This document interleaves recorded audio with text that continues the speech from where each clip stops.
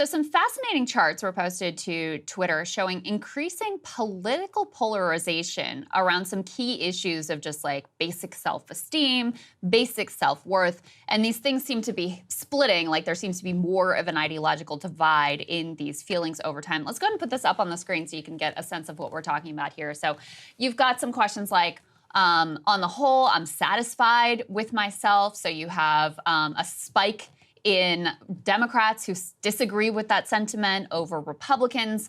How satisfied are you with your life as a whole these days? You, again, have Democrats really dissatisfied with their lives and an increasing divide there. Same thing with life often seems meaningless. I enjoy life as much as anyone. This one has potentially the biggest spike here, which I actually thought was kind of revealing.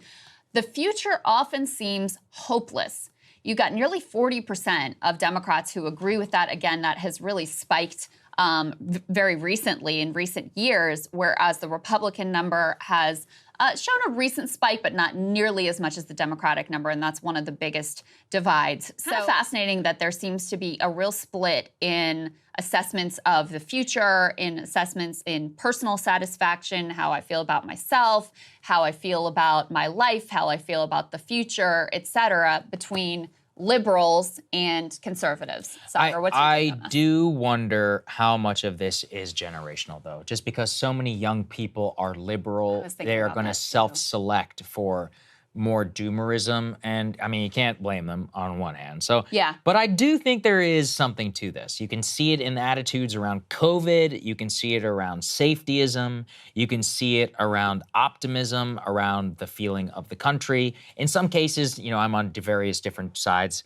of those, so I do tend to understand. But I think the one that is very sad is life often feels meaningless for self-identified liberals, and I enjoy life as much as anyone, with the disagree also spiking as well. So in general, I think this is probably skewed most by generational gaps and by wealth. But there is definitely something like, I'm not going to say spiritual. I don't know. What is it?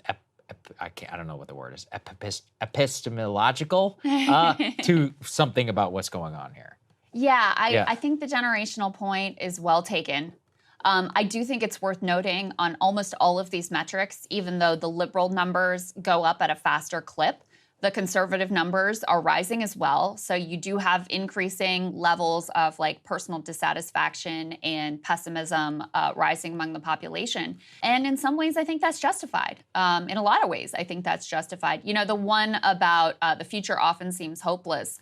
That one really struck me because, listen, if you're a young person that's looking at, you know, the fact that the air is like unbreathable from wildfires and there's increasing, you know, extreme temperatures and climate catastrophes, and it just seems like there's no end in sight and this is going to continue to spiral out of control. Yeah, it's pretty justified to have some negative feelings around that. And then in terms of personal material conditions, if you are a person who benefited from, you know, growing up and starting your career at a certain age in America, where now you've got a home and you feel pretty solid and you feel pretty stable and you've got a nice little nest egg and you're of that generation, yeah, you're probably going to feel I think a lot of it focuses on future conditions, and that's where I would, you know, the most immediate ones that you can try is cost of living and, you know, and not even educational attainment, but attainment towards or at least the feeling that you can ascend to a higher social class if you work hard enough. That's really, you know, that's all the basic American contract that was there. It's exactly why also that those numbers were much more equalized in the past. So I do think this is a very generational chart, and I think that's actually even more unfortunate than whenever you divide it by partisan. Although I do, there is something, even amongst people who are of the same age, in terms of some sorting on these issues, which is not good, by the way, for people to have totally different worldviews. I think